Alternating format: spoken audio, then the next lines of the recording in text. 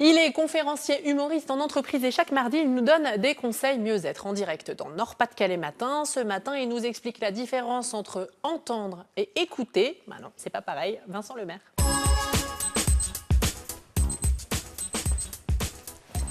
Bonjour Vincent. Bonjour Virginie. Alors, c'est pas la même chose, entendre, écouter. Effectivement, il y a parfois des gens qui viennent vous voir, un ami, un membre de la famille ou un collègue, et puis ils commencent à vous raconter un problème, par exemple.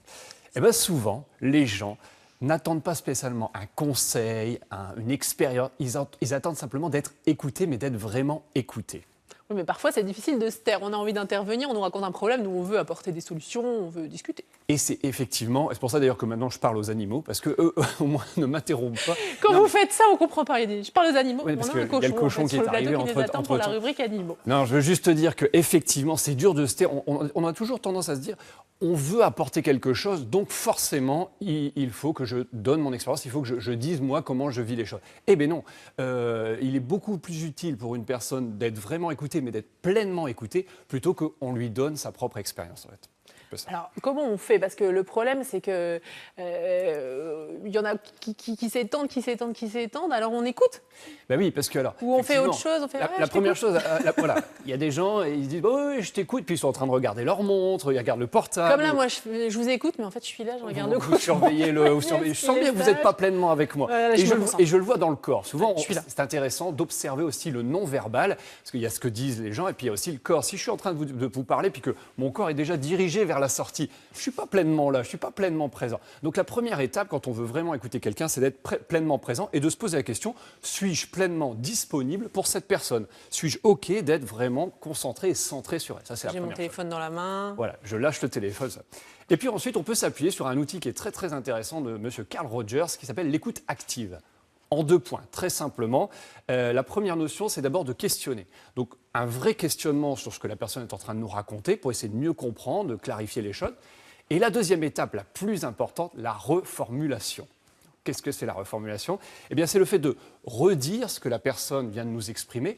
Alors, pas une répétition mécanique, mais plutôt de reformuler avec nos propres mots, par exemple. Vous voyez un petit peu. Donc, en gros, il faut que je me tourne vers vous, que je me concentre sur vous, que je ne prenne pas mon téléphone portable et que je ne regarde pas le cochon. Vous êtes exactement en train de reformuler ce que je viens de dire avec vos mots. C'est exactement ça, Virginie. Et si on veut aller encore plus loin pour que la personne se sente encore plus comprise, comprise, ouais, ça me va.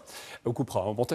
Eh bien, si on veut que la personne se sente encore plus comprise, il s'agit d'aller plus loin et d'aller chercher à voir quelle est l'émotion qu'il y a derrière, quel est le ressenti qu'il y a derrière le vécu, et de l'aider peut-être à poser des mots sur cette émotion, ce type de ressenti. Donc plutôt que de parler, de donner des conseils, on pose des petites questions. On pose des questions. On n'est pas psy, quand même. Non, bien sûr, mais avec nos outils à nous. Et finalement, on pourrait le voir comme ça, c'est plutôt que de s'intéresser au problème, il faut s'intéresser à comment la personne qui est en face de moi vit son problème.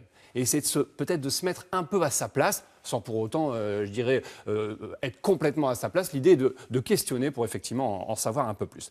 Et si vous entendez voilà, ou ah, c'est exactement ça, eh bien, c'est bon signe. Ça veut dire que la personne s'est sentie entendue, comprise.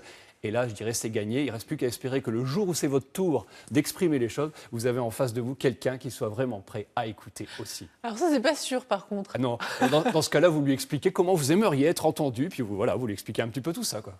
Donc, on résume. On pose le portable.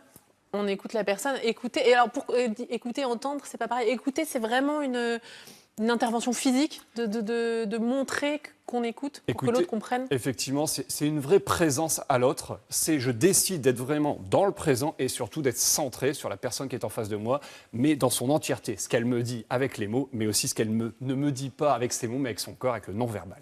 Merci beaucoup Vincent pour ces explications. Vous retrouverez cette rubrique sur notre site internet nordpasdecalaismatin.france3.fr.